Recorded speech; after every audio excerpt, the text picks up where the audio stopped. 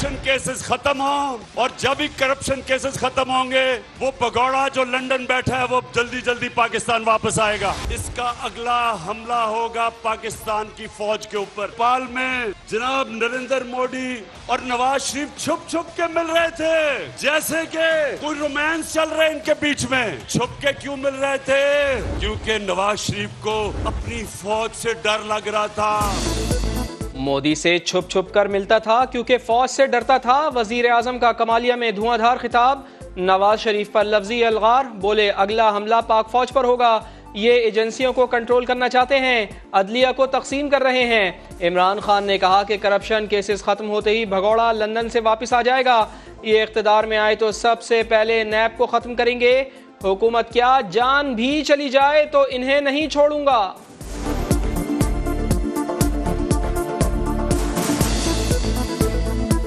जोर इमरान खान पे लगा रहे हैं कि अगर आपने हमें करप्शन केस माफ ना किए तो हम आपकी हुकूमत ही चलने देंगे। हुकूमत जारी तो मामूली चीज है, मेरी जान भी चली जाए तुम्हें मैं कभी नहीं छोड़ूंगा। सबसे पहले आसिफ जरदारी आपका शुक्रिया, उसके बाद जिसकी कीमत नीचे आ गई है डीजल, उसका शुक्रिया। सबसे ज्यादा मैं शुक्रिया अदा करना चाहता हूं जो पाकिस्तान का जूते पॉलिश करने वाला एक्सपर्ट, जूता देखता है तो पॉलिश शुरू कर देता है, वो है मकसूद चपरासी वाला शहबाज शरीफ। इनकी शक्लें देख के लोगों को इतना खौफ आया, वो लोग जो तहरीक इंसाफ से दूर हो गए थे वो ये थ्री स्टूजेस की शक्लें देख के सब वापस आ गए। वजीर आजम ने एक एक करके हरीफों का नाम लिया, तनकीद की नोक पर रख लिया। बोले हमसे दूर होने वाले 3 चूहों को देखकर वापस आ गए। इमरान खान ने कहा कल पाकिस्तान की तारीख का फैसला कुन दिन होगा। राह हक पर खड़ा होने के लिए इंसानों का समंदर निकलेगा। लूट मार के दिन खत्म हो गए, अपोजिशन को पैगाम जाएगा।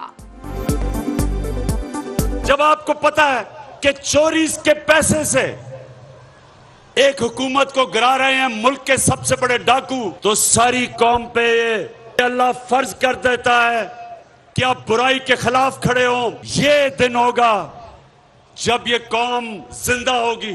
परेड ग्राउंड इस्लामाबाद में देखना चाहता हूं अमर बिल मारूफ के ऊपर खड़े होने के लिए। आप बूटों को चाटने पे उतर आए हैं। पहले न्यूट्रल पे तंकीद कर रहा था, अब न्यूट्रल पे माफी मांग रहा है। अब आपको पता जाएगा कि ऑपोजिशन क्या है, नैब क्या है। जब सहूलतकार मौजूद नहीं तो आपका हशर जो ये कौम करेगा तारीख याद रखेंगे।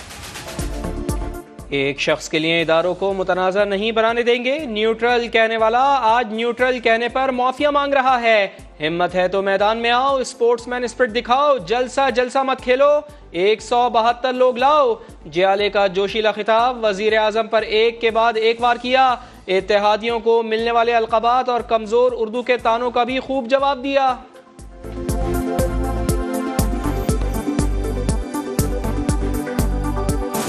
पे बूट पॉलिश का इल्जाम लगा रहा है। वाह भाई वाह, ये कौन सा वजीर आजम है? दूसरों को डीजल डीजल कह रहा है।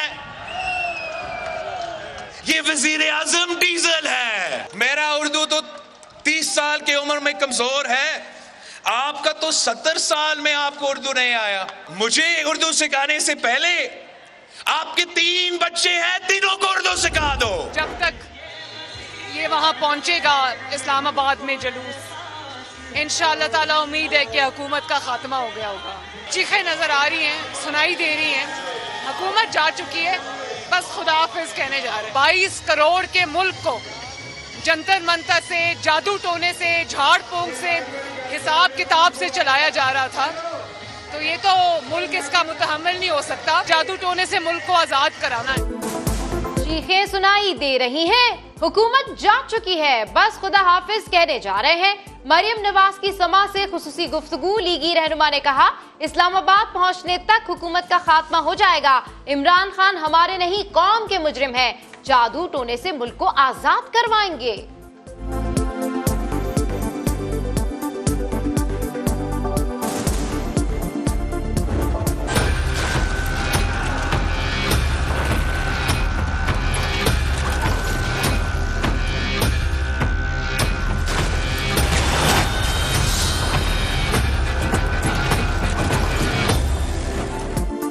एतमाद या अदम एतमाद, किसकी जीत और किसकी हार? सड़क सियासत जोरों पर, हुकूमत और अपोजिशन दोनों सड़कों पर। तहरीक इंसाफ कल इस्लामाबाद के परेड ग्राउंड में अमर बिल मारूफ जलसा करेगी। कुछ काफिले पहुंच गए, कुछ रास्ते पर। जलसागाह को सजा दिया गया। PDM का रुख भी शहर इख्तिदार की तरफ। नून लीग का महंगाई मुकाओ मार्च मरियम और हमजा की क़यादत में लाहौर से इस्लामाबाद की जानिब रवा दवा।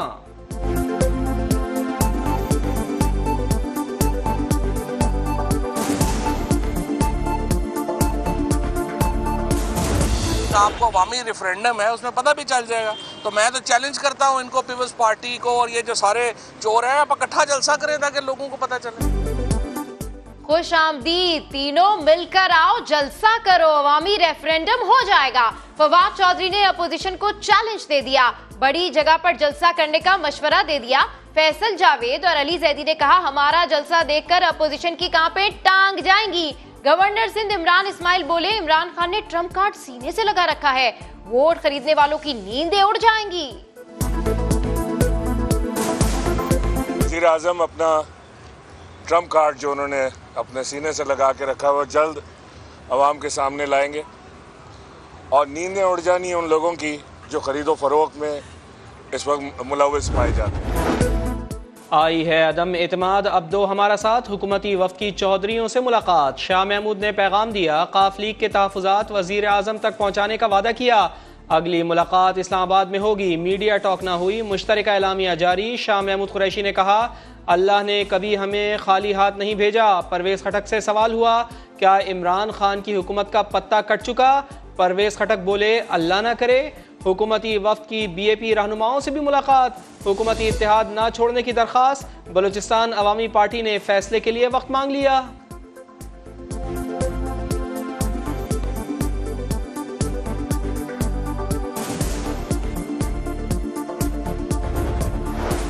हंडिया पक गई, आधी तकसीम हो गई, नए किरदार सामने आएंगे। जलसों से हुकूमतें जाती तो अब तक 100 हुकूमतें जा चुकी होती। बाहर मौजूद शख्स को तबीयत के मुताबिक दवा नहीं मिल रही। चौधरी परवेज इलाही की मायनेखेज बातें। समा के सवाल पर बोले, जुर्म नहीं हुआ और अदालत पहुंच गए। सुप्रीम कोर्ट ने भी कह दिया, वोट कास्ट भी होगा और गिनती भी होगी।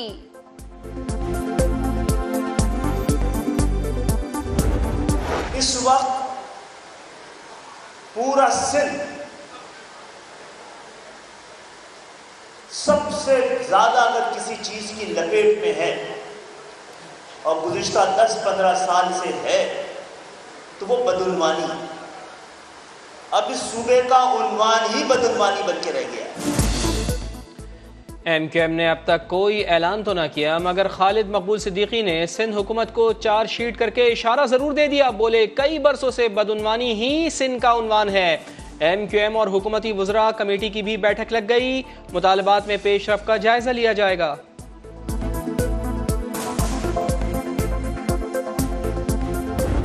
मैंने तो खान साहब को कहा है कि बजट देने के बाद हमें इलेक्शन की तरफ जाना चाहिए। लंदन वाले ख्वाब देखते रहे, दोबारा हमारा स्कोप बन गया है आने का आइंदा इलेक्शन। जब अपोजिशन के इन 3 चेयरों को कौन देखती है वो चैनल बदल दे।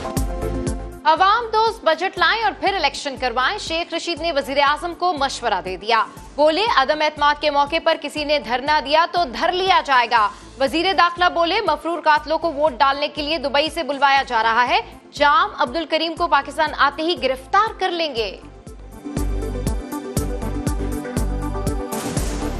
नाज़िम जोगियों के कत्ल में नामजद MNA जाम अब्दुल करीम वो दुबई से वोट डालने के लिए आ रहे हैं। अब इस पार्टी का अंदाजा लगाएं कि मफरूर कातलों को भी वोट डालने के लिए दुबई से ला रहे हैं। इसका मतलब है इनकी कांपें टांग रही है। मैंने DG FIA को कहा कि उसको गिरफ्तार किया जाए। काबीना की एग्जिट कंट्रोल लिस्ट कमेटी का इजलास। नाजिम जोखियो कत्ल केस के मुल्जिम पीपल्स पार्टी के MNA जाम अब्दुल करीम का नाम ECL में डालने की सिफारिश कर दी। वजीर दाखिला की FIA को इंटरपोल से राब्ता करने की भी हिदायत। तर्जुमान सिंध हुकूमत की अदालत से नोटिस लेने की अपील।